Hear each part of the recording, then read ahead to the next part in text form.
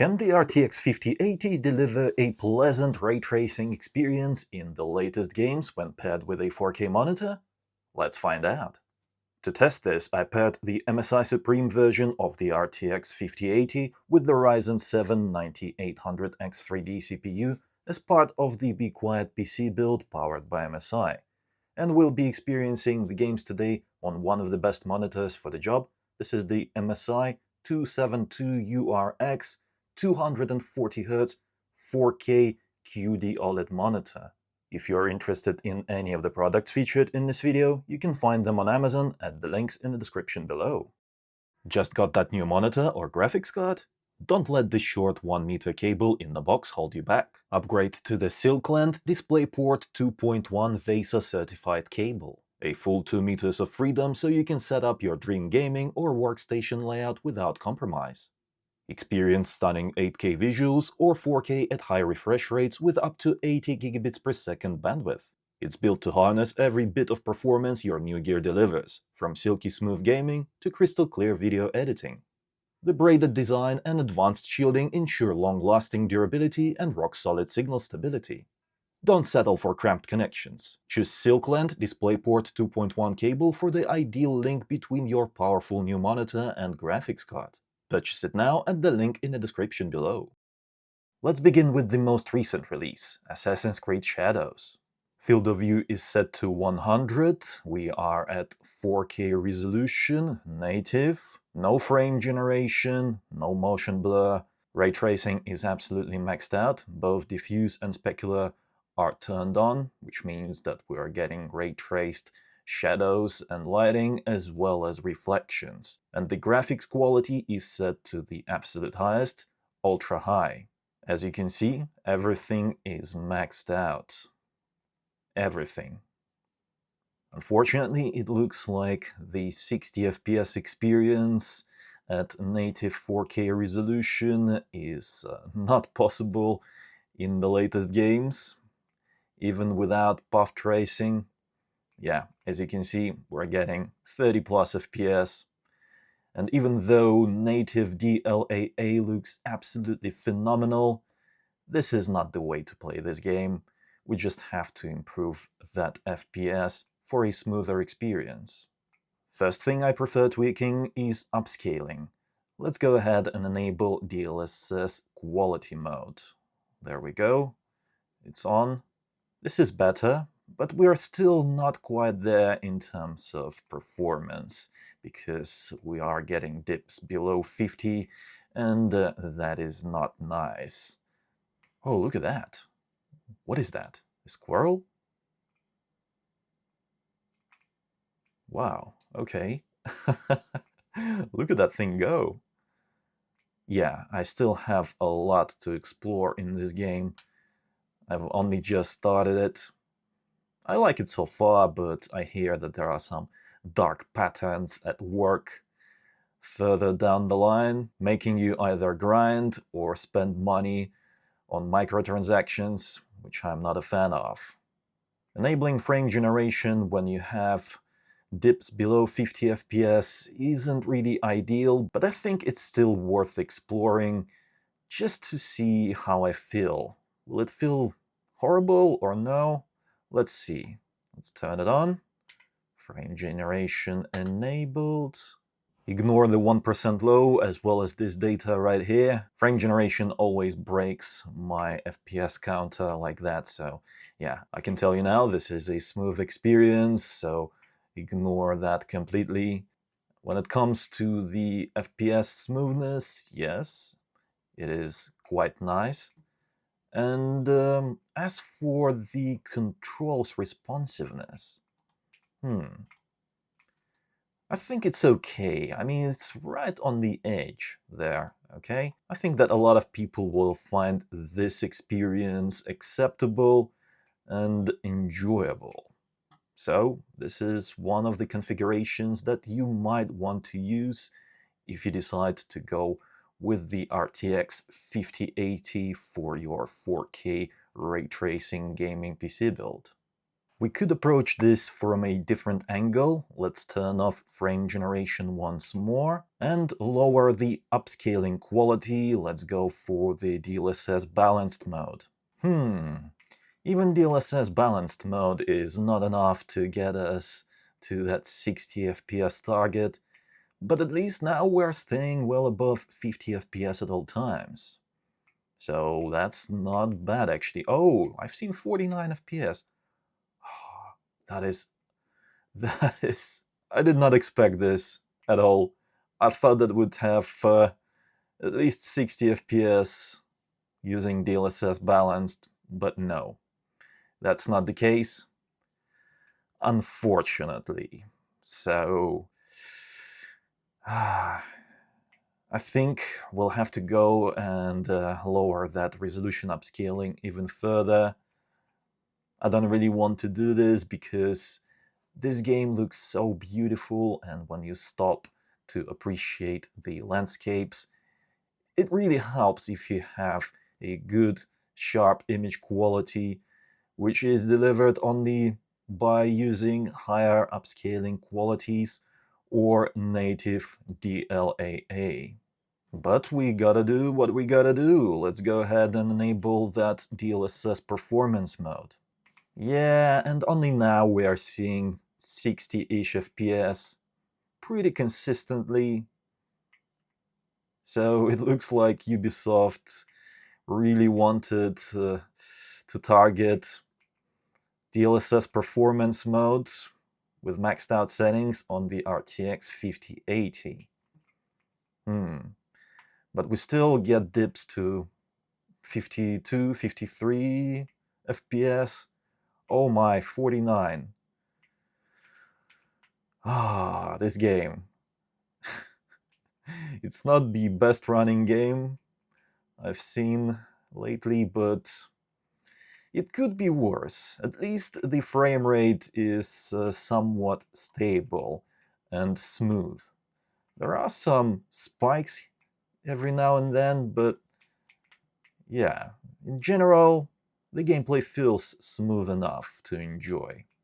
Obviously, the finer details are somewhat not as crisp whilst using DLSS Performance mode because we're upscaling 1080p to 4K, so that's not ideal. And yeah, that is unfortunate. Basically, it's just another one of those games where they're forcing you to actually use frame generation if you want a smooth experience, even on the RTX 5080, which is quite bizarre, but let's try it. Let's go ahead and enable that using DLSS Performance mode. Once again, I remind you that the FPS stuttering information is displayed incorrectly. The frame rate is quite smooth. So let's just judge the overall presentation on the screen right now. Even with frame generation enabled, we're still seeing below 90 FPS at certain points in the gameplay, which is quite bizarre because we're using DLSS Performance mode paired with frame generation, and we still can't reach anywhere close to 90 plus FPS consistently. That is just unacceptable, I think. I don't think this is the best option to play the game. I would use either DLSS Balanced mode paired with frame generation and maxed out settings, or DLSS Quality mode paired with frame generation. The image quality is just much better that way, and the performance is still acceptable, as you've seen me showcase previously. DLSS Quality mode paired with frame generation. That was pretty good. Let's go ahead and try the DLSS Balanced mode paired with frame generation next. Yeah, this is a little bit better compared to DLSS Performance mode. The finer details are a little bit better. I can see more finer details, such as grass and leaves. They're not as soft, because what DLSS usually does is it's making the overall image presentation soft, simply because it doesn't have enough information in those pixels to display on the 4K display.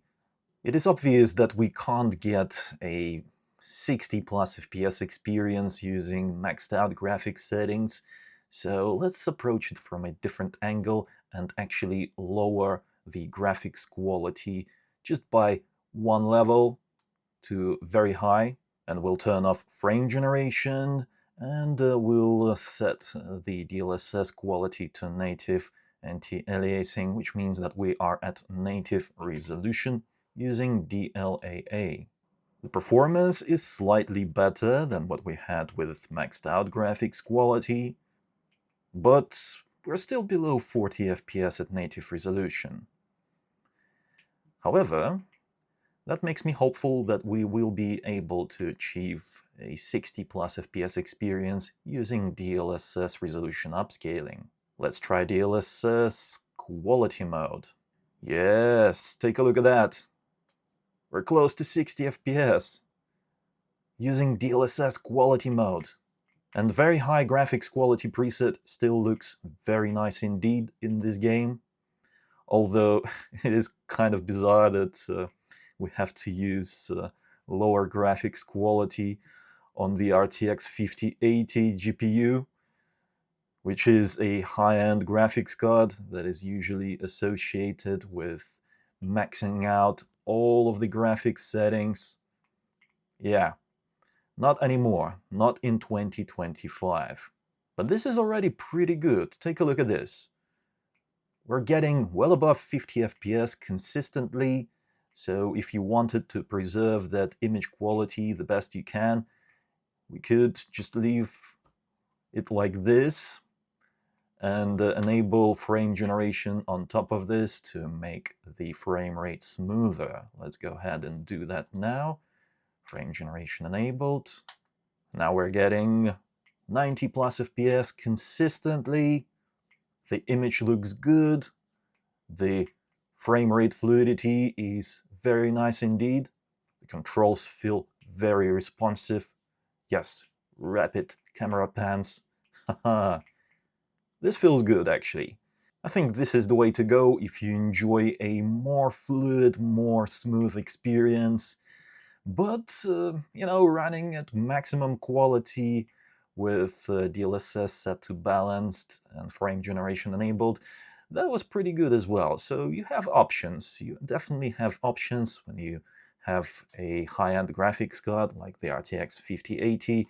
It opens up more opportunities for you to actually pick and choose what suits you better, because everyone's taste is different, and some people will prefer one settings configuration over the other. There's one last thing I'd like to try, and that is, let's disable frame generation and enable DLSS Balanced mode. Check it out. 60 plus FPS now. Yeah.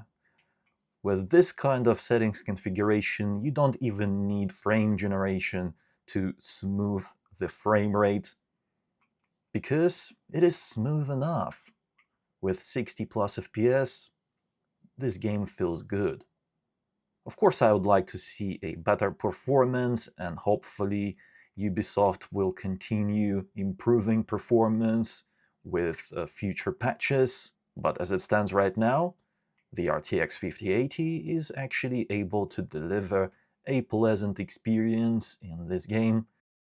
Next, let's check out the ray tracing classic, Cyberpunk 2077. We'll start with the absolute maximum, ray tracing overdrive preset, which means that path tracing is enabled. NVIDIA calls this feature full ray tracing, so for the purpose of this video, that's what I'll call it, full ray tracing. We'll be using DLSS 4, and let's start with native 4K resolution, no frame generation, and we'll turn off film grain, depth of field, motion blur, all that stuff. Oh, and we'll set field of view to 100. Everything else is set as per the absolute maximum. Graphics quality preset, Full ray tracing is extremely demanding, and even the RTX 5090 cannot handle it.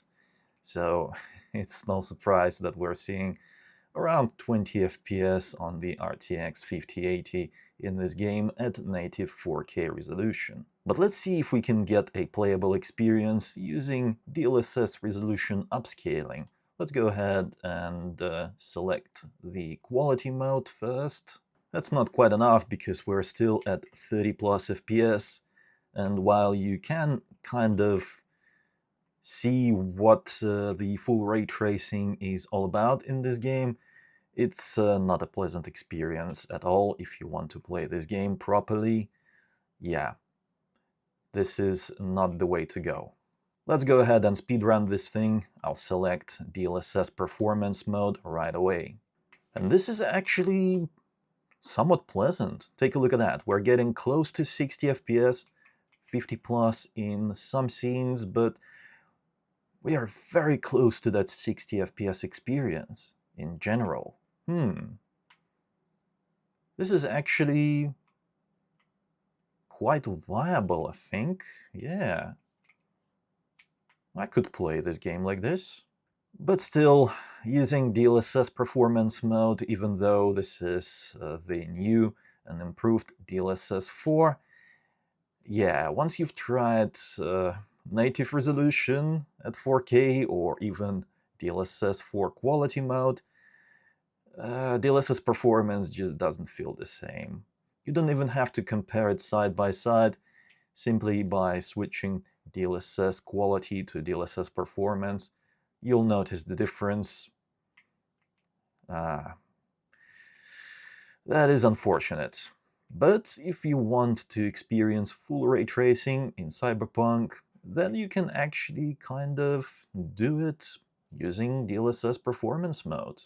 Then you can slap the 2x frame generation on top of this and get a smoother experience. Take a look at this. Well above 90 FPS, the image fluidity is great, so this is a viable option to run this game. Would I choose it? No. I actually prefer playing this game without path tracing enabled on the RTX 5080, while yes, indeed, full ray tracing looks very nice in this game. In my opinion, lowering that ray tracing quality by just one notch delivers a much more pleasant ray tracing experience. So let's go ahead and enable Ray Tracing Ultra preset, and we'll start with native 4K resolution, no frame generation, and we'll turn on array reconstruction because that looks nice. Right away we can see that the performance is much better compared to using full ray tracing. We were getting something like 20 to 18 FPS with that setting, and with this one we are already at 30 plus FPS, which actually means that we still have to use resolution upscaling, but hopefully it doesn't have to be as aggressive as DLSS Performance mode. Let's go ahead and try DLSS Quality mode. This is already a playable experience, but we are getting dips below 60 from time to time, so that is not ideal. You could slap frame generation on top of this to smooth it out, but this is a first-person shooter game, and I personally prefer having a high frame rate, base frame rate I mean, real frames, not fake frames, not generated frames. And I want to see ideally close to 90 FPS, but 60 plus is also pretty good. It feels good in this game. That's why I think it is best to lower that resolution upscaling just a little bit more to DLSS Balanced mode. Now we're talking. Take a look at this. 60 plus FPS, sometimes reaching 70 plus. This is good. Nice and pleasant. The reason why I think that this graphics configuration is actually better than using full ray tracing, aka ray tracing overdrive mode, is because we're still getting ray traced shadows and lighting, as well as ray traced reflections that are very high quality. So the only thing that isn't turned on is path tracing. And without path tracing, using Ray Tracing Ultra, this game still looks phenomenal. And using DLSS Balanced, we are preserving as much of the finer details as possible. Yeah, DLSS Balanced looks absolutely good enough on the 4K screen. This is a beautiful experience, and this is the way I would play this game if I were playing it on the RTX 5080. Now we can slap frame generation 2x modes on top of that for extra smoothness. Close to 120 FPS in some scenes and well above 100 in other scenes. Yeah, I think this is pretty good. If you like smooth image, then frame generation will deliver that in this game. Yeah, there is no reason to really use that 3x and 4x mode to generate even more frames. It's just unnecessary in my opinion. Even if you have a high refresh rate monitor, like I do over here, 240 Hz, I still prefer using the 2x mode because it offers the best balance between image quality and image fluidity. Because the more frames you generate, the worse it gets in terms of like if you are getting some kind of visual imperfections in the game, especially if they are caused by DLSS not being able to resolve some of the pixels around the edges of the characters and whatnot, then yeah, generating additional frames will actually amplify those imperfections, making them worse, making the overall image quality and experience worse as well. But with the 2x frame generation mode, there are enough real frames on the screen to minimize that impact. So yeah, the 2x mode feels good. I use it a lot actually when I'm playing games. But obviously the best way to play is without frame generation if you want the best, cleanest experience possible. Indiana Jones and the Great Circle is another one of the recently released games that looks absolutely gorgeous with full ray tracing enabled, and it's actually quite well optimized, so I think we have a good chance of actually getting a good playable experience even with full ray tracing enabled, unlike in Cyberpunk 2077, which is kind of strange considering that this game came out recently and Cyberpunk has been around for many years now, but these are two very different games, as you will see. This one is more linear.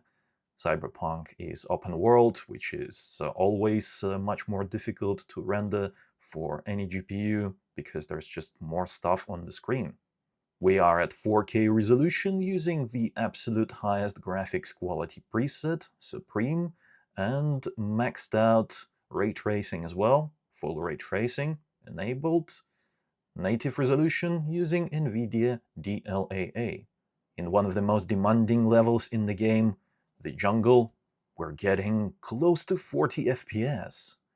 Yeah, that is a stark difference compared to the 20 FPS we were getting in Cyberpunk using full ray tracing as well and native resolution.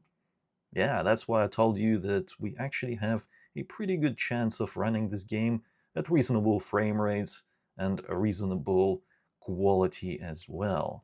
In other, less GPU demanding levels in the game, we are getting above 50 FPS. Check this out, reaching 60 plus sometimes.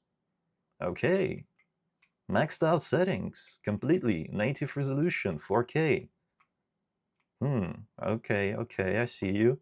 But still, we have to achieve a consistent 60-ish FPS experience throughout the whole game because we don't want to be messing around with the settings all the time, do we? No, I don't think so. So we have to find a solution that works for pretty much every level in the game. That's why we'll use DLSS resolution upscaling set to quality mode.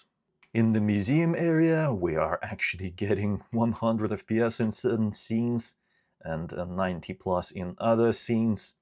This is a beautiful experience, and full ray tracing looks absolutely marvelous in this game. The reflections in the glass panels, they look nice. Oh, the lighting, the shadows. It is truly transformative in this game. And even in the jungle section of the game, we're still getting close to 60 FPS. It is not quite a consistent 60 plus FPS, but still, I think this is good enough. If we're getting something like 50 FPS in just a few scenes, I'm okay with it. I could live with it. But then again, it is very easy to just do this. Check this out. No need to quit the game after you do this. You just go ahead and lower that resolution upscaling a little bit more to balanced. For example, if you reach an area of the game that you see that, you know, the FPS is a little bit low, then just lower the resolution upscaling a little bit and just go ahead back into the game. No need to reload. Everything works perfectly fine, and now we're getting higher frame rate. Well above 60, actually. 69. Perfect. Perfect FPS. There we go. Full ray tracing experience, maxed out in a beautiful looking game. Of course, you can use frame generation on top of that. Let's go ahead and select the 2x frame generation mode just to see what it's like. And that delivers a beautiful 120 plus FPS experience, extremely fluid picture on the screen. Beautiful. Although I don't think it is necessary. In this game, 60 plus FPS is fine using DLSS Balanced mode. It is good enough, but it's good to have options. If you prefer a more fluid experience, then frame generation is here to help. Although using this set of settings, we are pretty much at the limit of our 16 GB memory buffer. Yeah, 15.6. I'm not even sure if it is actually enough to fit everything in to the VRAM buffer. Yeah, frame generation requires additional memory to run, and unfortunately, the RTX 5080 has just 16 GB of memory, the same as its predecessor, the 4080, which is a little bit disappointing. It would have been nice to have something like 20 GB in 2025, because it's 16 GB is just barely enough for a GPU of this caliber. We want to use all of these beautiful settings, ray tracing, frame generation, as well as the highest texture quality, and all of that requires additional VRAM to run. But for now, it is absolutely okay, and I don't think you'll have any difficulties running future games within the next couple of years if you have a 16 GB graphics card. In conclusion, the RTX 5080 is capable of delivering a pleasant ray tracing experience when paired with a 4K monitor. However, it's not a zero compromise experience because you have to kind of fiddle and diddle those graphics settings to get a playable experience out of some of these games, especially some of the most graphically intensive, such as Cyberpunk 2077, using full ray tracing overdrive mode. Yeah, but in other games, such as Indiana Jones and The Great Circle, it is quite easy to get a nice playable experience with full ray tracing enabled, but you still have to use DLSS resolution upscaling to get to that pleasant experience on the RTX 5080. However, to be fair, even the RTX 5090 is not able to deliver a zero compromise experience when paired with a 4K monitor. It's just not possible. If you don't believe me, check out my video featuring the 5090. I've already done that, tested it in ray tracing games. So yeah, that is quite interesting to see. check it out. As for the RTX 5080, I can definitely recommend it if you want to play your games with ray tracing enabled and just enjoy gaming in general on a 4K screen. It is a nice GPU to have. But that's what I think about this combo. Let me know your thoughts in the comments below. I'm interested in your opinion. So let's have a debate. And if you're interested in any of the products featured in this video, you can find them on Amazon at the links in the description below. Like the video if you found it helpful or enjoyable. That helps out a lot. And subscribe for more videos like this if you haven't already. It was I, Vadim. Until next time.